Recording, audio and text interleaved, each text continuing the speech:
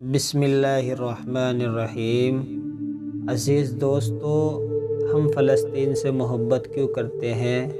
آپ کے بچے آپ سے پوچھے یا نہ پوچھے، آپ انہیں ضرور یہ بتایا کیجئے کہ ہم فلسطین سے اس لیے محبت کرتے ہیں کہ یہ فلسطین نبیوں کا مسکن اور سرزمین رہی ہے۔ حضرت ابراہیم علیہ السلام نے فلسطین کی طرف ہجرت فرمائی تھی۔ اللہ نے حضرت لوط علیہ السلام کو اس عذاب سے نجات دی جو ان کی قوموں پر اس جگہ نازل ہوا تھا۔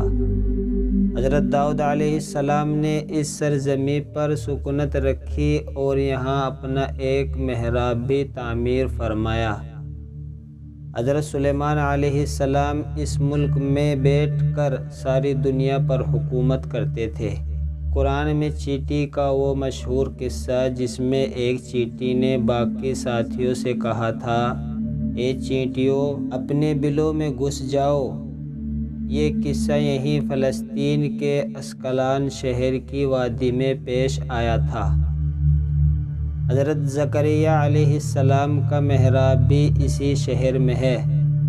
حضرت موسیٰ علیہ السلام نے اس ملک کے بارے میں اپنے ساتھیوں سے کہا تھا، اس مقدس شہر میں داخل ہو جاؤ۔ انہوں نے اس شہر کو مقدس اس لیے کہا تھا کہ یہ شرک سے پاک اور نبیوں کی سرزمین ہے۔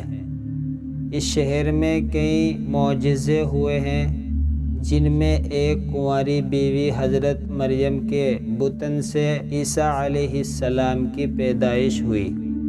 حضرت عیسیٰ علیہ السلام کو جب ان کی قوم نے قتل کرنا چاہا تو اللہ نے انہیں اسی شہر سے آسمان پر اٹھا لیا تھا۔ قیامت کی علامت میں سے ایک حضرت عیسیٰ کی واپسی اس شہر کے مقام سفید مینار کے پاس ہوگا۔ اس شہر کے مقام بابا لود پر عیسیٰ علیہ السلام دجال کو قتل کریں گے۔ فلسطین ہی ارض محشر ہے۔ اسی شہر سے ہی یاجوج ماجوج کا قتال اور فساد شروع ہوگا۔ فلسطین کو نماز کے فرض ہونے کے بعد قبلہ اول ہونے کا اعزاز بھی حاصل ہے۔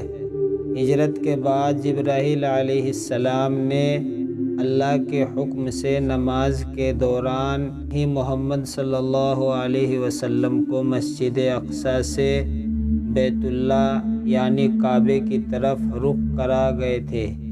جس مسجد میں یہ واقعہ پیش آیا تھا وہاں مسجد آج بھی مسجد قبلتین کہلاتی ہے۔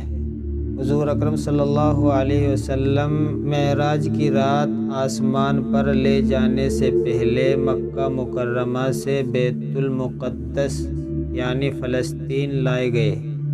اللہ کے رسول صلی اللہ علیہ وسلم کی اقتداء میں سارے نبیوں نے یہاں نماز ادا فرمائی۔ اسلام کا سنہرے دور فاروقی میں دنیا بھر کے فتح کو چھوڑ کر محض فلسطین کی فتح کے لیے خود عمر رضی اللہ عنہ جانا اور یہاں پر جا کر نماز ادا کرنا اس شہر کی عظمت کو بتاتا ہے۔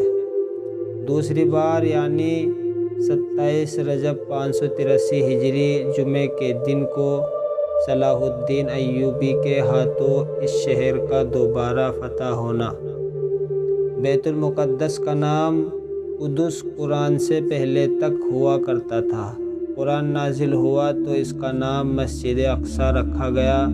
اس شہر کے حصول اور رومیوں کے جبر و ستم سے بچانے کے لیے 5000 سے زیادہ صحابہ کرام رضی اللہ عنہم نے جام شہادت نوش کیا اور شہادت کا باب آج تک بند نہیں ہوا، سلسلہ ابھی تک چل رہا ہے۔ یہ شہر اس طرح شہیدوں کا شہر ہے۔ مسجد اقصی اور شام کی اہمیت حرمین کی طرح ہے۔ جب قرآن پاک کی یہ آیت امت محمدی حقیقت میں اس مقدس سرزمین کی وارث ہے۔ فلسطین کی عظمت کا اندازہ اس بات سے بھی لگایا جا سکتا ہے کہ یہاں پر پڑھی جانے والی ہر نماز کا اجر 500 گنا بڑھا کر دیا جاتا ہے۔ نگاہیں منتظر ہیں بیت المقدس کی فتح کے لیے، یہ رب پھر کسی صلاح الدین ایوبی کو بھیج دے۔ اگر ویڈیو اچھا لگا ہے ویڈیو کو لائک اور ہمارے چینل کو سبسکرائب کریں، بیل آئیکن کو پریس کریں تاکہ آنے والی ویڈیو سے آپ باخبر رہ سکیں۔ ایسی ہی ویڈیوز دیکھنے کے لیے ملتے ہیں ایک اور نئے ویڈیو میں، تب تک کے لیے خدا حافظ۔